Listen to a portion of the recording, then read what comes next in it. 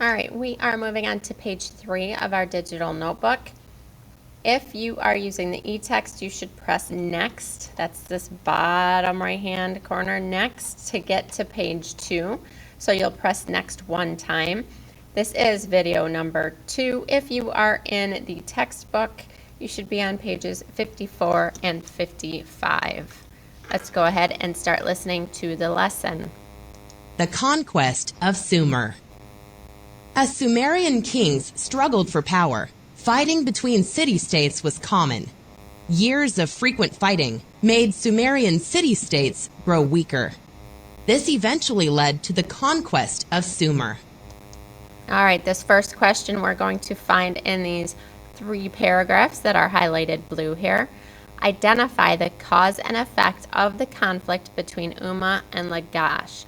What caused the war and what happened because of the war? So why did the war happen and what happened because there was a war? So go ahead and listen for that as it's being read to you. Conflict among city-states.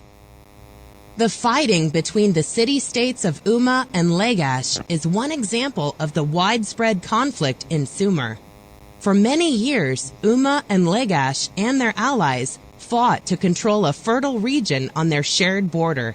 An ally is an independent state that works with other states to achieve a shared military or political goal. Around 2450 BCE, armies from Umma and Lagash met in a major battle. Soldiers used bronze axes and long spears with sharp metal points.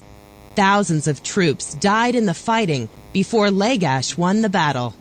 To celebrate their victory, Lagash soldiers looted and burned Umma.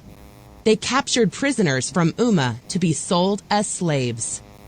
It took years for Umma to recover from the defeat.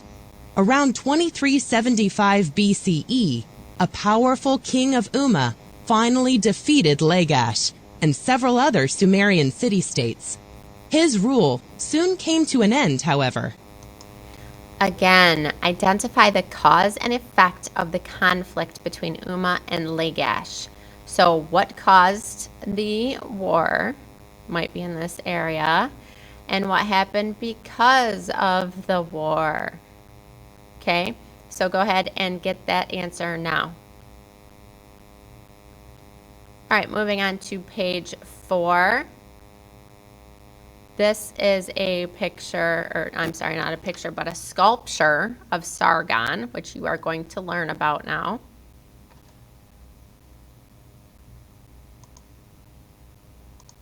The first question we are going to look to answer on page 4 of your digital notebook.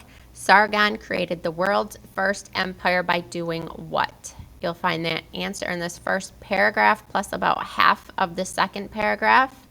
And then I'm going to let it keep playing. So you're also going to be looking for the answer to how was Sargon able to rule such a vast, big empire? You'll find that in this green highlighted text. How did Sargon build an empire? While the Sumerian city-states struggled for power, a new society arose in Mesopotamia. The Akkadian people lived to the northwest of Sumer, but they were not related to Sumerians. Akkadians spoke a different language and had different customs. During the 2300s BCE, an Akkadian man named Sargon became king of the Sumerian city-state of Kish. He changed the language used by the government to Akkadian. Under Sargon's rule, the Akkadian army conquered other Mesopotamian city-states. He placed loyal Akkadians in important government and religious positions. For example, he chose his daughter to be a high priestess in the city-state of Ur. These moves helped him solidify his power. Then, Sargon united much of Mesopotamia under his rule, creating the world's first empire, which is called the Akkadian Empire. All right, again, number 1, a mastery check question. Sargon created the world's first empire by doing what? You will find that answer in this yellow highlighted paragraph and a half. Number 2, how was Sargon able to rule such a big empire? It was a lot of land. How was he able to do it? You'll find that answer in this green highlighted second half of this paragraph.